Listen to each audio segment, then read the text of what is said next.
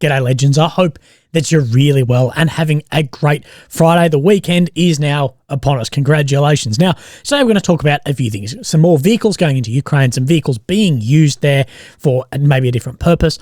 Going to look over a lot of footage, a look at the maps, and a little bit of everything. Now, the first thing I want to talk about is Elon Musk. And anyone who's watched me for a while, I'm actually not the biggest fan of Elon Musk, as I do think that he does manipulate the market. He does manipulate markets, both crypto and the traditional NASDAQ market, for his own benefit on some of these ideas. And there are blatant lies in that, I believe. But there's no denying that he's a very smart individual. But he's a businessman and a salesman, that he's not an engineer or a militaryman. So, of course, this has come out in a CNN exclusive talking about that Elon Musk turned off the Starlink internet that we know Ukraine uses to operate its drones and internet on the front line. So let's have a look over this article and then we'll talk about it and Ukraine's response to it, as well as Musk's response to it himself. Now, it is worth noting in this, and I think a lot of people are forgetting this, that these are private companies. He runs private companies. Twitter, well now X, Starlink, SpaceX, whatever these fall under, whichever one is the privately listed company, but these are his private companies. As long as he stays within the law, he can really do whatever he wants, like him or not. So let's have a look at this exclusive then from CNN. So Elon Musk secretly ordered his engineers to turn off his company's Starlink satellite communications network near Crimean coast last year to disrupt a Ukrainian sneak attack on the Russian naval fleet, according to an excerpt adapted from Walter Isaac's new biography on the eccentric billionaire titled Elon Musk. Now, Elon does talk about this in a tweet from only today, that he does say the Starlink regions in question were not activated. SpaceX did not deactivate anything. So maybe these were never activated. So by just not activating doesn't mean that he deactivated, if that makes sense. So anyway, as Ukrainian submarine drones strapped with explosives approached the Russian fleet, they lost connectivity and washed ashore harmlessly. Now, I do believe these drones that we did see were not the submarine ones. They were on the surface ones. Maybe they were submarines. I could be wrong there. But Musk's decision, which left Ukrainian officials begging him to turn the satellites back on, was driven by acute fear that Russia would respond to a Ukrainian attack on Crimea with nuclear weapons. A fear driven home by Musk's conversations with senior Russian officials, according to Isaacson, whose new book is set to be released by this on September the 12th. And Musk says then this in the follow-up tweet: both sides should agree to a truce. Every day that passes, more Ukrainian and Russian youth die to gain and lose small pieces of land, with borders barely changing. This is not worth their lives. And I can 100% see why people have this opinion. The actual amount of border change, say, day to day, is so little, and so many people die. Look at when it was the Bakhmut meat grinder. Tens of thousands of young men, Russian, Ukrainian, Western, civilians, everything, died in that area for the sake of fucking kilometers and no real strategic gain. Russia has Bakhmut and nothing really fucking happened. Anyway. Musk's concern over a mini Pearl Harbor, as he put it, did come to pass in Crimea, but the episode reveals the unique position Musk found himself in as the war in Ukraine unfolded. Whether intended or not, he became a power broker US officials couldn't ignore. So this is interesting, talking about that he's become one of these power brokers and a mini Pearl Harbor to spiral out of control. And Musk is obviously concerned about a nuclear war. He obviously he's come out with things like this before as well. So let's have a continue through then this exclusive from CNN as well. As everyone gets stuck in me every time I use CNN as a source for things, but I like quoting what they say, putting my own bit on it. But if they've got an exclusive, well, no one's giving me a fucking Musk exclusive. Anyway, but once Ukraine began to use Starlink terminals for offensive attacks against Crimea, Musk started to second guess that decision. How am I in this war? Starlink was not meant to be involved in wars. It was so people can watch Netflix and chill and get online for school and do good, peaceful things, not drone strikes. And this is where I say that Musk, it's a private company. He can do what he wants. Not everything has to go to Ukraine to be involved in war. If someone wants to remain neutral, from just an individual through to a country, like say Switzerland, through to a private company run by an individual like Musk. It's your right, especially in America, it is your right to be like that. You don't have to be fully one way or fully the other way. And just because you're like, well, just because Musk says, I don't want them to be used for drone strikes, it doesn't mean that he's then fueling the Kremlin to support a war. Now, I know people can draw those links, and that if you're neutral in times of injustice, you've chosen the side of the oppressor. I can see how that comes, but social media has absolutely fueled absolutely more of this. Anyway, Musk was soon on the phone to President Joe Biden's National Security Advisor, Jake Sullivan, the chairman of Joint Chiefs of Staff, Mark Milley, and the Russian ambassador to the US to address anxieties from Washington, D.C. to Moscow, writes Isaacson. Meanwhile, Mikhailo Fedorov, the Deputy Prime Minister of Ukraine, was pleading with Musk to restore connectivity for the submarine drones by telling Musk about the capabilities in a text message.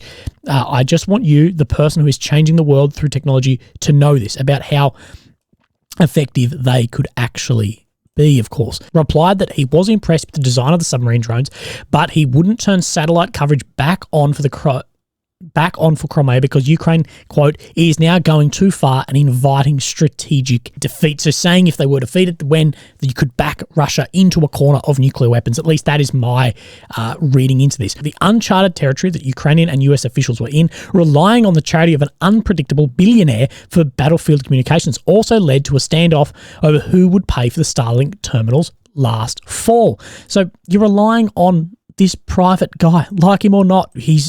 He can sort of do what he wants. Anyway, SpaceX spent tens of millions of its own money sending the satellite equipment to Ukraine, according to Musk, and the company told the Pentagon that they wouldn't continue to foot the bill for the satellite gear. So for these people saying that Ukraine, Musk is backing Russia in this, he's sent a shitload of this stuff. If he sent it to Russia, then I could understand. But at the end of the day, he can still have some. It's exactly like the West. No, I don't see anyone really calling it the West going, you're sending us this, but then you're not letting us use it in Russia. This is no different. This is Musk saying putting restrictions on how something is used. We have said with Storm Shadow, with tanks, with all of the equipment, it can't be used inside Russia. The West has put restrictions on that too. Now, do I think those restrictions are fair? No, it doesn't matter what I think, but I don't think that those restrictions are fair. But this is no different here. This is actually a lot less. Musk reveals, of course, tweeting, the hell with it. We'll just keep funding Ukraine government for free. Musk, president at SpaceX, was livid at Musk's reversal on the decision. The Pentagon had a $145 million check ready to hand me, literally. He quotes Shotwell, who's Musk's president. Then Elon succumbed to the bullshit on Twitter and to the haters at the Pentagon who leaked the story. But SpaceX was eventually able to work out a deal with the US and European governments to pay the other 100,000 new satellite dishes to Ukraine at the beginning of 2023, according to at least Isaacson. Starlink's importance in the war hasn't waned. We know Starlink is incredibly important in this war. So there's a few different things here from Musk as well. So I actually can't find myself this tweet. This is my screenshot of what I found, but I can't find this one. But I could be incorrect on here because these are at my eye at different times. Anyway, there was an emergency request for government authorities to activate Starlink all the way to Sevastopol, like he has said here, that they weren't yet activated. The obvious intent being to sink most of the Russian fleet at anchor. If I had agreed to their request, then SpaceX would be explicitly complicit in a major act of war and conflict escalation.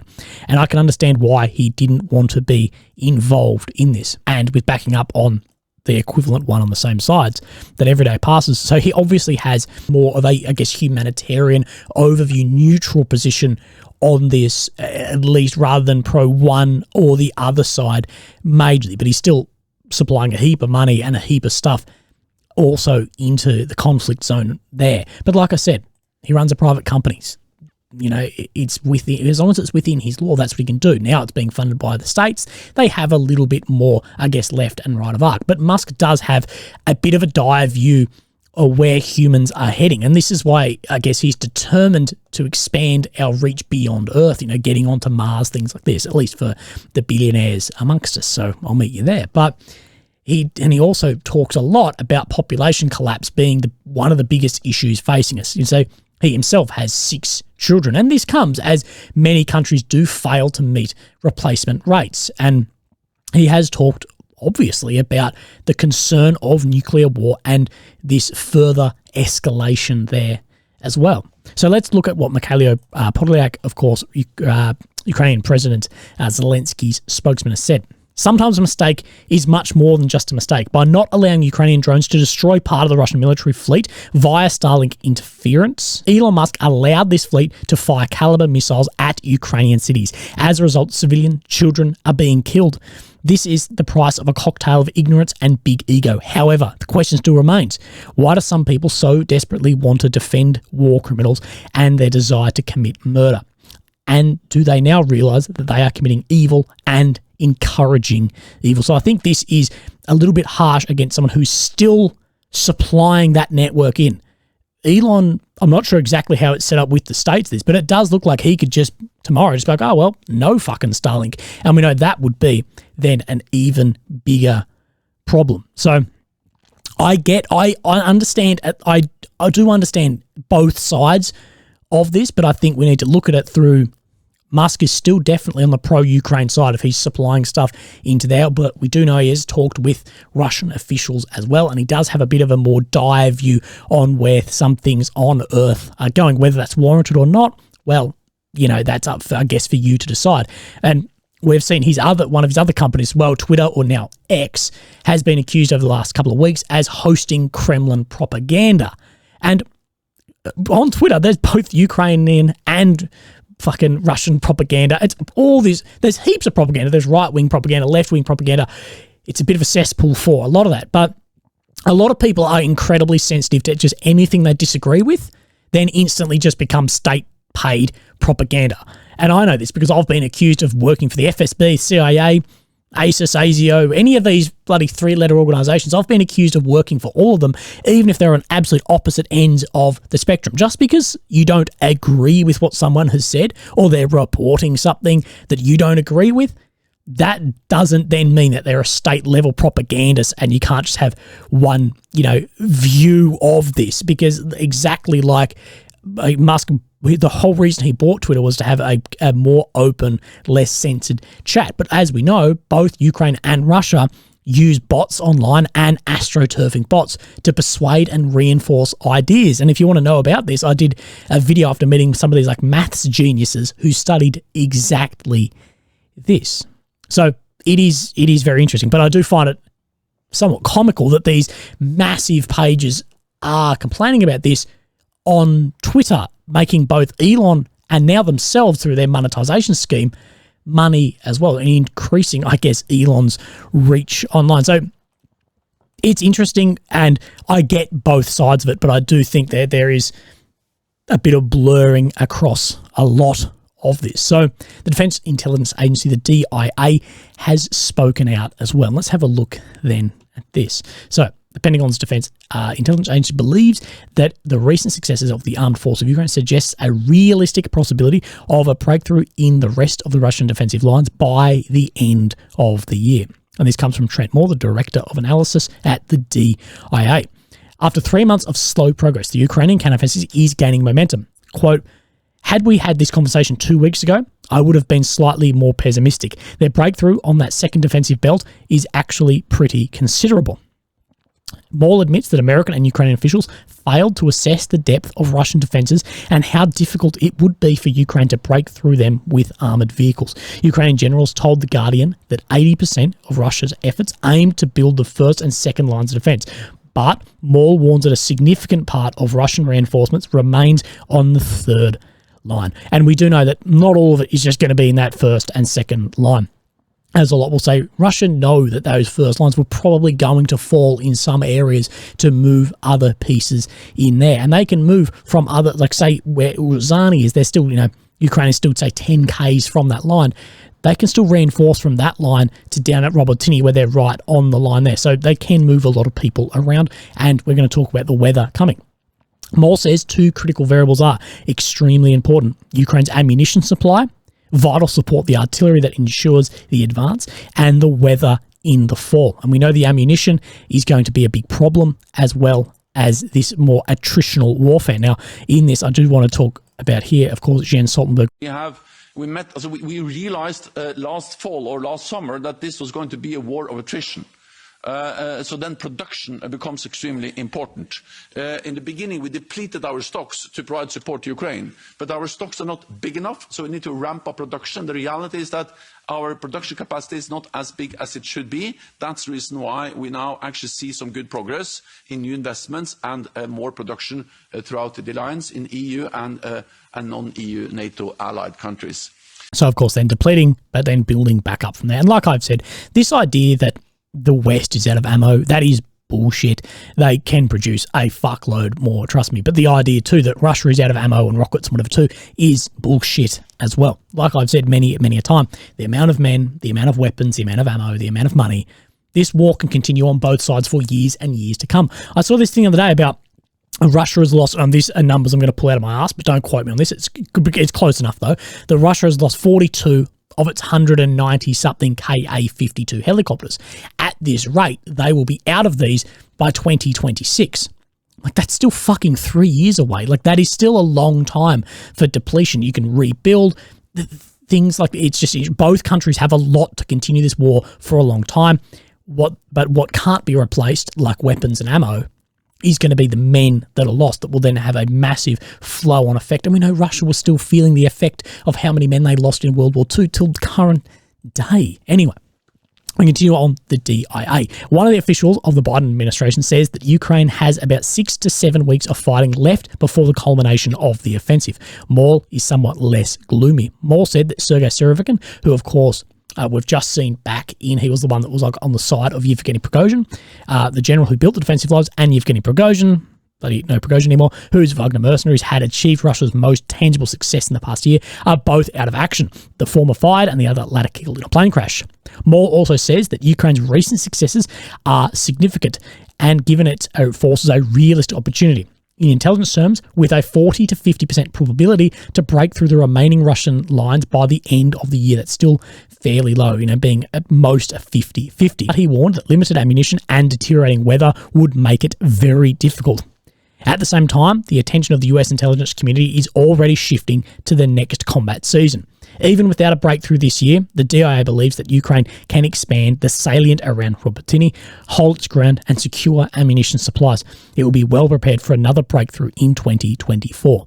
2024, 25, 26, all these dates are being talked about. So a lot of this, if they're already tooling up for next year, we know this war's not going to end this year. As I keep harping on, I think one of the biggest things for this conflict is going to be the presidential elections next year and how those candidates actually run their promotions into this, as I don't think anyone wants to go to the vote with an ongoing war. Maybe Biden sees it as a strength of, we're fighting over here, we're doing this, and a lot of that sort of democratic support. Maybe so, but this is definitely interesting that. And it goes on with what people are saying, that this could go for a number of years from then on. And we're going to look around what he says about those salients around Robotyne also in a second. Now, talking about offensive operations, President Zelensky has also had then this to say. І наші воїни, нацгвардійці, 12-та бригада спеціального призначення, яка б'ється на сході нашої держави, а також 3-та та 15-та бригади Нацгвардії, які воюють на південних напрямках. Я дякую вам, воїни, за дуже результативне знищення окупантів. А результати – це те, що зараз необхідно Україні від усіх, на всіх рівнях, від усіх, хто воює заради України, хто працює заради України, хто підтримує нас у світі. Слава усім, хто саме так. So, talking that these had very, very good effect on the front line. How did he actually word it? For the very, very effective destruction of then the occupiers being the Russians, and that everyone needs to be doing that. But we know there's so much going on up and down the front line. And Ukraine will also receive another 190 more MRAP vehicles, of course, not the ones in the photo, but we'll receive 190 more of those. Now, British Defence Secretary talking about the Challenger 2 vehicles as well. Challenger 2 tank lost in Ukraine fighting. What can you tell us about that? I can confirm that is correct. It may be the first loss as far as we're aware. Look, we gifted 14 of these Challenger 2 tanks to Ukraine. We accept that in a war zone, there can be material losses, which is what's happened here. I can also confirm that all 6 of the military in the tank, the Ukrainians, were actually able to survive this, which is, I think, a great testament to that. So that's the first I've actually heard that the 6 crew inside the tank survived as well. Kit and very good to see. It was hit by Russian artillery, and actually, as they were trying to put out the fire, it was hit again. But as I say, the personnel have survived. Struck and then struck again by artillery as the personnel were trying to then put out the fire. So must really be incredibly lucky. Yeah. Will you send a replacement? No, they've got the So 14. he says no, they've got the 14. No, they've got 13 now, and we accept that in a military zone, this is the sort of thing that happens. But we'll always keep, what we're providing the Ukrainians with under close review. I was talking to them about it just, as I say, a week or two ago when I was there, and it comes down to more than just tanks, as you know. There's many different ways in which we are helping them. So my screen recording just completely shat itself, so I don't know how much I actually got. So if there's a bit of a non-lineup on this video, I do apologize as well. Now we're going to talk about some other bits and pieces here. So we actually have this being seen. This is a T-62 anti-tank mine being dropped off a drone on Russian positions here as well. I can't show you this, but it's using a water bottle as like a tail fin here. And this is the first time I've actually seen an anti-tank mine used like this. I don't know why there's a radioactive symbol here. Maybe someone can fill me in on that, but it was dropped then at this area here, just outside to the west of Verbove as well. And they have 7.5 kilograms of explosives in them. Now, a view that I haven't actually seen before, it's a Ukrainian Mi-24 Hind helicopter firing its then unguided missile salvo from here. Oh, and you can see them all rush past. Then the drone there, pop its flares, and quickly turn away from there. As we've seen, that's how the helicopters are mostly operating on these front lines because of the amount of air defense as well. Now, we're going to talk about, of course, Ocean Gate 2.0, which is, of course, North Korea's new nuclear-capable submarine. We have that, of course, then here, unveiled by Mr. Kim Jong-un himself. So let's have a look over this, some more photographs as well. We have this here. Now, of course, this race bit, this is where the hatches are for then these missiles too. And some more photos. And someone pointed out, and I did fucking laugh at Kim Jong's hat. Like, it looks like he's going to sip samosas on a beach somewhere as well. Anyway, let's have a look over what is said about this. The DPRK leader outlined a plan to remodel existing medium-sized submarines into offensive ones loaded with tactical nuclear weapons to play an important role in the modern warfare, calling it low-cost ultra-modernization strategy. What we do know, though, is launching weapons from subsurface is incredibly difficult from a submarine here as well. And we don't know how loud a sub like this could be, but still a very dangerous tool. There is no room to step back in the drive for the expansion of the naval vessel building industry, as it is the top priority task to be fulfilled without fail, let alone feeding your people, I guess. But adding North Korea would continuously enhance the modernity of underwater and surface forces and push forward with the nuclear weaponization of the Navy in the future. Talking about this, an Israel-based missile researcher told the news it can carry a combination of SLBMs and cruise missiles, both equipped with nuclear warheads. So an SLBM, of course, is a submarine-launched ballistic missile. Even though the sub itself is of an old but refurbished design, it is a symbol of power projection capability as of superpowers. The next item on the agenda for North Korea is to conduct a launch from the submarine and to declare its operational status. We don't actually know if then this works. We know there's been a lot of myths come out about what North Korea and Kim Jong himself actually are and have. Anyway, Dave Schmerler, a senior research associate with the James Martin Center, said that state media photos suggest it has 4 larger and 6 smaller missile hatches on the top of its sail. And this is then the sail here that we are then looking at. So very interesting. But, you know, we do know that Russia has very advanced nuclear technology as well, and that North Korea and Russia are trying to broker more deals around technology for weapons as well. And this could be of major concern as well if this actually gets then across the line. Now, as well, we see the ever-hated bendy bus, if you live in a city, operating on the front lines of Ukraine. So bendy buses from Luton Airport in the UK, used in Ukraine in the battle against Russia.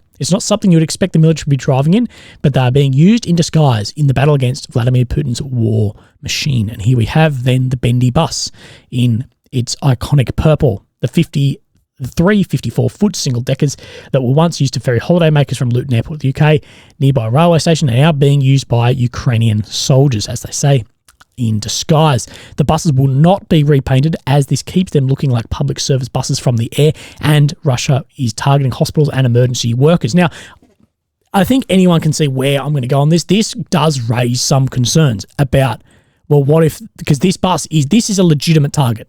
Like, it doesn't matter what fucking colour it is. Full of soldiers, that is a fucking target. This is the problem with putting things in disguise, is what if someone is targeting this and hit another fucking bus? This is why military targets military should always be, clearly, I guess, military, but it's so hard in a war like this. Where is that line? Anyway, from this, Mr. Bowden, a retired corporate lawyer, added, traditionally, you would paint such buses with a white and red crosses on the roof, but we have been specially asked not to repaint them so they look as close to public services buses as possible from the air and don't stand out.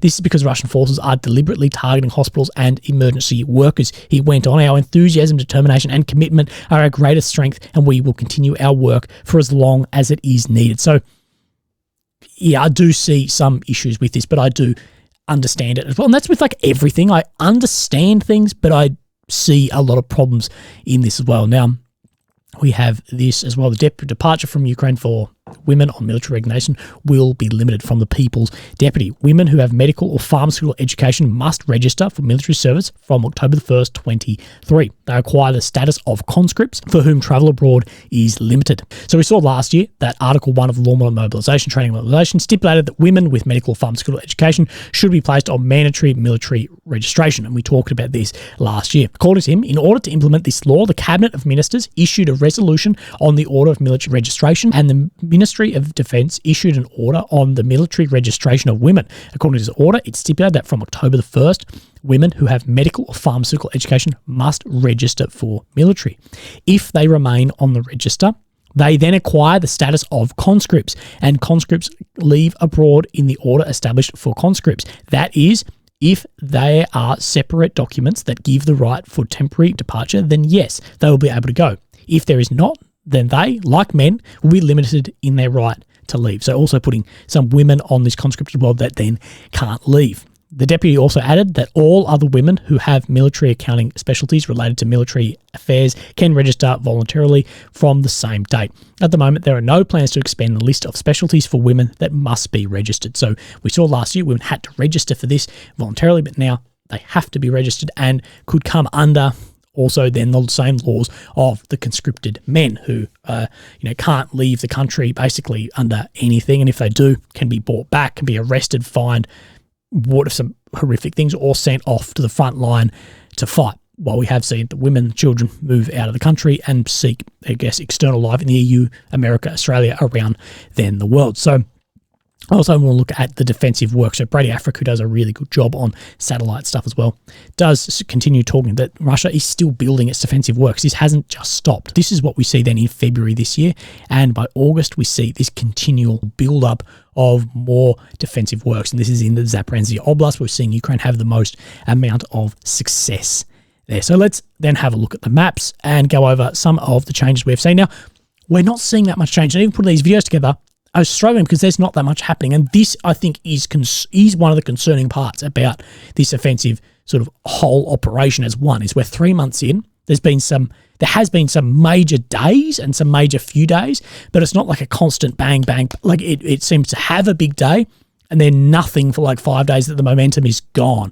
I don't know if it's just the way I'm interpreting things, but that does seem like a concern there. And we're already talking about into next year, but of course, we have Ukraine, the centre, the capital of Kyiv, red areas occupied since 22, and the purple since 14. This is what Ukraine is, of course, trying to then clear out and push the Russians out of. Here we have Russia, Romania, Poland, and Belarus here. So where we're first going to push is down. Of course, the black lines are Russia's defensive work, where Ukraine has breached in a location here down south of Kyiv. Now, between yesterday and today, this map doesn't show any changes here, nor does then the daily Ukraine map update. Now, this doesn't actually show really any changes for a while. So this was updated 2 hours ago, and if we step back a few days, doesn't really shows some in Verbove, but not that much around here, although it does show some different stuff in some other areas. I'm back again as this keeps crashing. Piece of fucking shit. Of course, always on a Friday. So let's have a look around here because there is said to be some gains here. So of course, the ISW report this. They report that up to the west of Verbove, that a large area here was cleared by the Ukrainian forces just to then, of course, the northwest here. So this blue area was cleared. And if we have a look at this between yesterday and today, we'll get a better idea of what then was cleared. So we're talking from down around this area. Right here is where we're talking of. So a large chunk there through here, cleared in 24 hours. But let's then have a look at what Rybar Russian sources says. So this is Rybar map of today and of then, I believe, yesterday on the left. Yes, I'm right. So we see this is the area we are talking about. So it does show that Ukraine did clear. This is Verbove This is Verbove down here, and this darker blue area here does show more area cleared by Ukraine, but not to the same extent that some of the other maps like the ISW are showing. The deep state doesn't show then any ground there made. Let's then move to, of course, Uruzani here. Now, this is weird. I don't know what the fuck is going on. So let's go back to yesterday to today. So what we see is Ukraine make a large advancement around Puritini here. So we see that advancement, and that is a very large advancement in a single day of this counteroffensive, but no movement around Novodonetsky, Novomorsky, where we know they're pushing. But let's talk about this area. Then we go across to then this map, the daily Ukraine map update, and this shows the fucking opposite. This dark red means a Russian advance. So we see yesterday, not there. Today, Russian advance there to the same degree. Now, I don't know if this is just a mistake in the map. I don't know what's going on, but there was an advancement here. We just don't know if it was Ukrainian or Russian there. Maybe it went one, because this was updated 2 hours ago, and this was updated about 8 hours ago. So maybe it was a different way. Maybe it's gone, Ukraine took it, Russia took it back. Maybe Deep State took some information that was proven. I don't know, but there was definitely a movement around there. Now, as well in this area, that the war mapper said that there was an increased amount of shelling here, and that Ukraine made some ground into Novodonetsky here, where we know that Surag is saying Novodonetsky, and Novomorsky is where, of course, Ukraine is pushing there, not down into Zavatny, which is here, but also showing there is a push into Protini, but no ground made. We see the ground on this map by this sort of off color there as well. So interesting. We don't know what is really then happening. Now let's move a little bit further up into Mariinka, where we have seen that there was some advancements from the Russian forces, in this region, but we haven't seen a change then on this map for a couple of days. But then we see on the Rybar Russian sources map in the center that it does show that Russia is continuing this push through here. But we do know that what was said about Mariinka is, and I've shown some footage of this, Mariinka is just flattened. It's just rubble. There's not one building really left standing. It's just rubble. That now the war is armoured warfare and artillery war, that like infantry soldiers there, not that much, and that it's completely unoccupiable, and places don't, like even Russia, Ukraine don't really hold that many positions there because there's just nowhere to really bloody hold positions. So this area will come under control at some point, I'm sure, but it's not going to be much of a achievement because it's just then, I guess, flattened there. So we're going to move up, of course, then into Bakhmut. Now, I did miss, I think, an update in here from yesterday. So we did see that near Oputny, which is, of course, then to the south of Avdiivka, Ukraine make some ground there, pushing back into Opitny. And I did miss that. And this is actually then shown on the daily Ukraine map update. Even if they do show completely different in some areas, it does show that as well. So, but I believe this is the only, maybe it does show a little bit here as well. So no real change on this map. We do just see to the south here then of Andrivka that Ukraine made some ground down there too. Now, interestingly, look at the direction of these arrows, pushing down then the train line here. Now let's go up to this same area to, of course, this is the south of Bakhmut, into Klishkivka and Rivka here. Now, what we do know, Sarek was saying they're trying to push to the south of these rail lines to come up and have more of a surround around. Klishkivka is 80-90% under Ukrainian control. Let's go back to yesterday, today. So these maps are showing the same thing. To the south of Andrivka here, you can see that Ukraine made an advancement to that train line and maybe pushing down the train line into Kurmivka here as well. So these maps do line up because they're both pro-Ukraine maps. They're lining up the same shit, but in the Pudotini, you can see why I don't know what the fuck's going on, because they show completely then the opposite there. But for the rest of these maps, these show the same everywhere else. Before I move, ISW has an update from around Bakhmut as well. Now this is Klishkivka here, so just an advancement out here which isn't shown on the deep state map. So see where this road bubbles out, this is this road here, and this is said to be in Ukrainian control anyway, but it says that it's been assessed that Ukraine control more ground there. So from Suryak we talk about Klishkivka as well. Now what we're talking is then to the south of Klishkivka. So we have deep state daily maps saying this advancement on the south of Avdivka, ISW saying an advancement to the northwest of Klishkivka, and then we have Suryak saying something different again. So this is Klishkivka here, of course, down in this region, saying that situation on the south of Bakhmut. Following the recapture of the western part of Klishkivka, the Ukrainian army began advancing south towards a railway where troops retook many positions. Hours later, Russian army counterattacks stopped the advance and managed to recover some positions. So advancing through here, and then the Russian counterattack right here. Of course, Klishkivka here. Let's look exactly where this is. This is then the rail line. This is the same piece of rail line. You can see these three reservoirs, that it's just in this area, which was shown as Ukrainian advancement anyway on this map and hasn't changed for a couple of days. So just the way that some of these will take in information does show some different stuff. Now we're going to move next is into Crimea, but we haven't seen any other changes on these maps at all around this area, but we're going to talk here. So of course, here is Crimea and the forests around here. We see a lot of very heavy fighting. So then we have this from Suryak. Situation on Lugansk front, Ukrainian army recaptures some positions in the forest of Crimea. So talking right here. Now where exactly is this? Well, I'll show you. So we have all these waterways down through here. We can line up where these service roads are. So more pushing up into this area here, but is shown under Ukrainian control here anyway. This isn't showing the amount of push that it is showing here. So it is showing on deep state that Ukraine have pushed further in this area, but this may be more the capturing of positions, not including the area here, which is of course then grey zone. So we know in the northeast of the country, Russia is having pushes and more successes as well. So around Svatov, but has been a lot more quiet up around Vilshana. I'm waiting for an update somewhere on that. We're just not getting geolocated footage really out from both sides. So to the west of Svatov, we have Novohorivka in around here, and I know there's an update from this one from Suryak about this area.